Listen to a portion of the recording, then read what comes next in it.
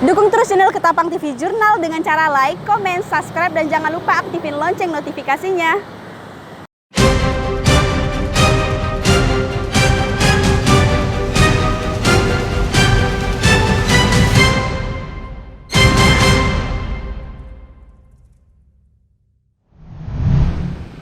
Saudara, jumpa lagi bersama saya Paulina Piling dalam berita Ketapang TV Jurnal edisi Senin 9 Agustus 2021.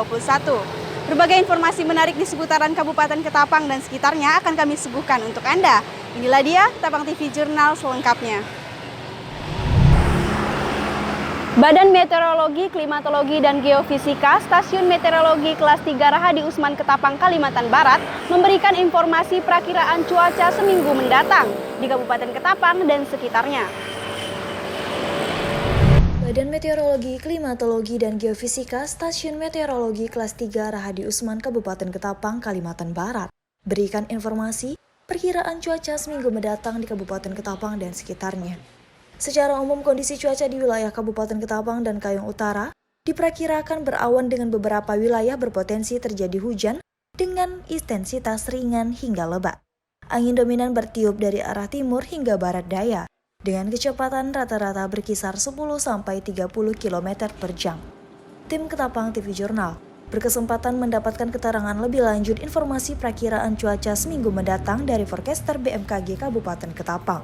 Ya, untuk seminggu ke depan potensinya yaitu berawan, namun ada beberapa daerah yang berpotensi untuk hujan sedang hingga hujan lebat.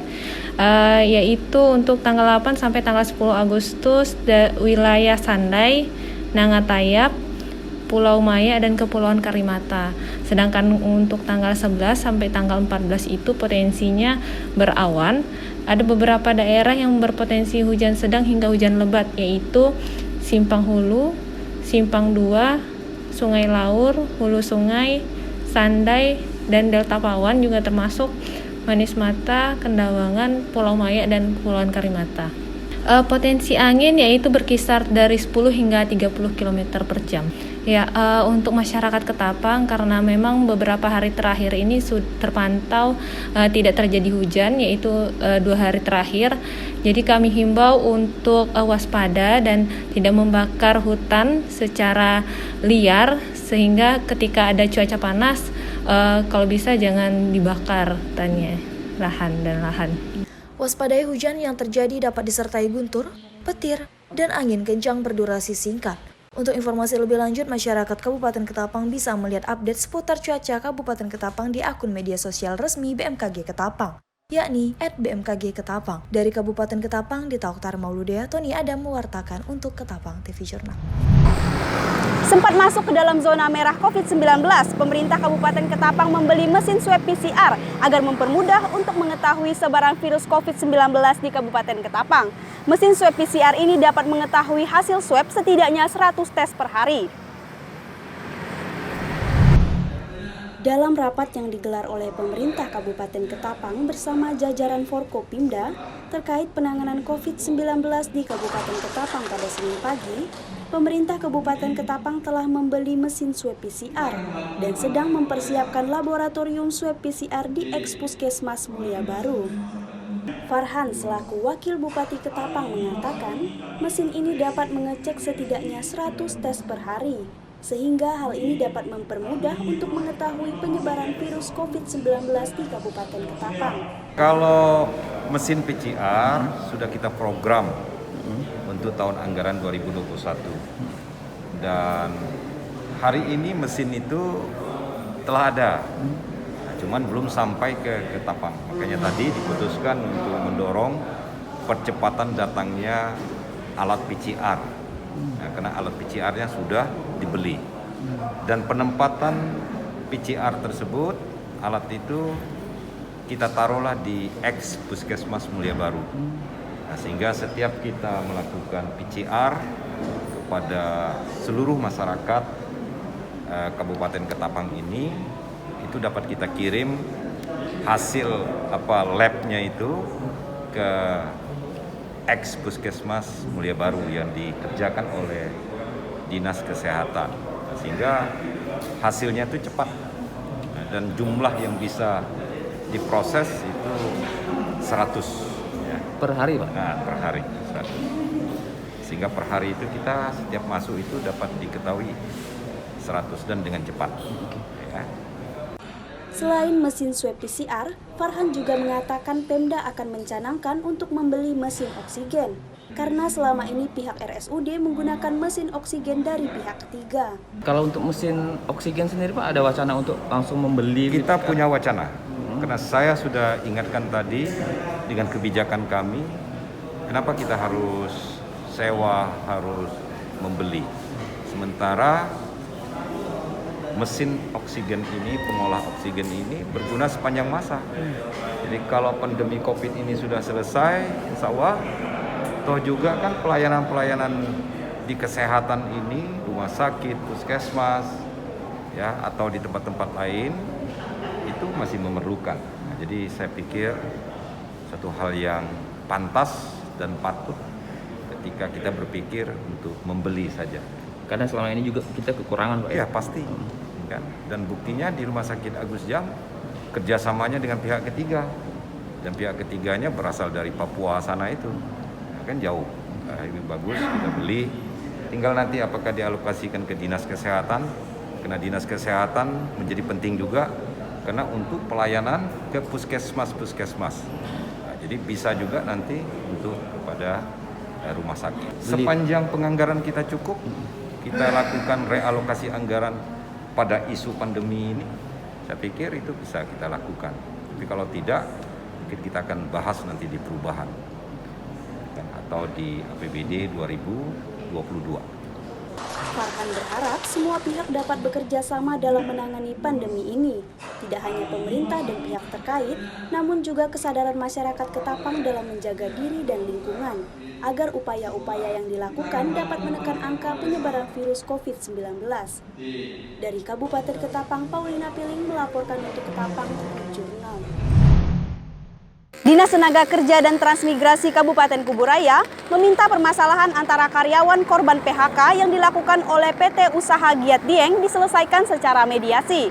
Sebelumnya belasan karyawan korban PHK di Desa Kampung Jawa, Kecamatan Sungai Ambawang, Kabupaten Kuburaya berunjuk rasa mempertanyakan alasan mereka di PHK dan menuntut hak mereka segera dibayar. Hal ini disampaikan langsung oleh M. Amin, Kepala Bidang Hubungan Industrial dan Syarat Kerja, Dinas Tenaga Kerja dan Transmigrasi Kabupaten Kuburaya, Senin 9 Agustus 2021.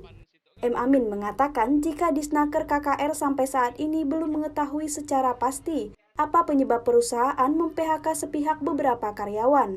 Sebab menurutnya selama ini ada 3 jenis PHK yang sering dilakukan perusahaan, di antaranya PHK tanpa alasan, PHK kesalahan ringan, dan PHK kesalahan berat. Meski begitu, M. Amin menjelaskan, jika kasus PHK tanpa kesalahan ini bukan hanya terjadi di perusahaan PT UGD saja, melainkan banyak juga terjadi di perusahaan lainnya, dan kasus seperti ini bisa naik hingga ke Pengadilan Hubungan Kerja.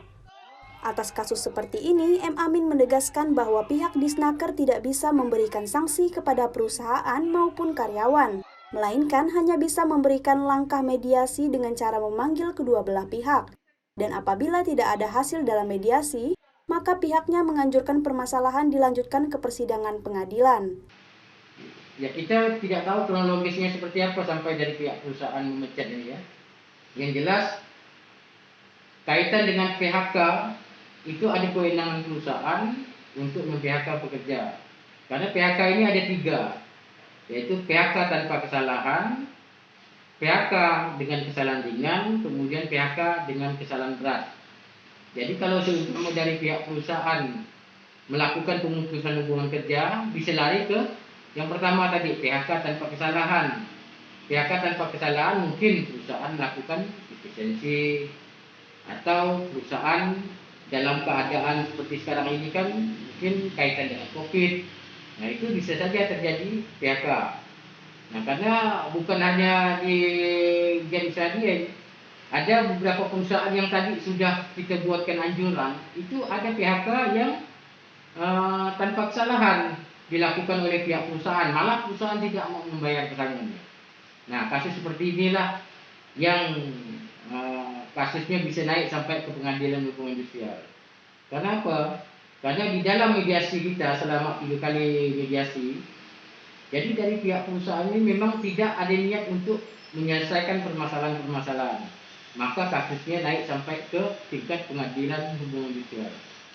Kalau Dinas Tenaga Kerja di sini tidak boleh memberi sanksi kepada siapapun, baik dari pihak pekerja maupun dari pihak pengusaha. Kita di Dinas Tenaga Kerja ini melakukan mediasi, tidak mencari siapa salah siapa benar. Kita di Dinas Tenaga Kerja ini apabila ada pengaduan dari pihak pekerja, maka kita tidak lanjuti dengan pemanggilan para pihak. Nah, pemanggilan para pihak inilah kita tidak lanjuti apabila di dalam mediasi kita tidak ada titik temunya, maka mediator hubungan industrial di Dinas Tenaga Kerja Kabupaten Kuburaya ini mengambil langkah-langkah hukum sesuai dengan Undang-Undang 2 2004, yaitu membuat anjuran kalau tidak ada kesepakatan atau titik temu para pihak. Nah, anjuran inilah yang memberi para pihak untuk melakukan sidang di pengadilan. Sebelumnya, belasan karyawan PT Usaha Giat Dieng melakukan unjuk rasa di depan perusahaan karena tidak terima di PHK sepihak oleh perusahaan. Dalam unjuk rasanya, selain mempertanyakan alasan mereka di PHK sepihak, belasan karyawan juga meminta pihak perusahaan membayar gaji mereka. Dari Kabupaten Kuburaya, M. Amarudin Paulina Piling mengabarkan untuk Ketapang TV Jurnal. Demikianlah berita Ketapang TV Jurnal terkini hari ini. Saya Paulina Piling beserta seluruh tim redaksi yang bertugas pada hari ini pamit undur diri. Terima kasih dan sampai jumpa.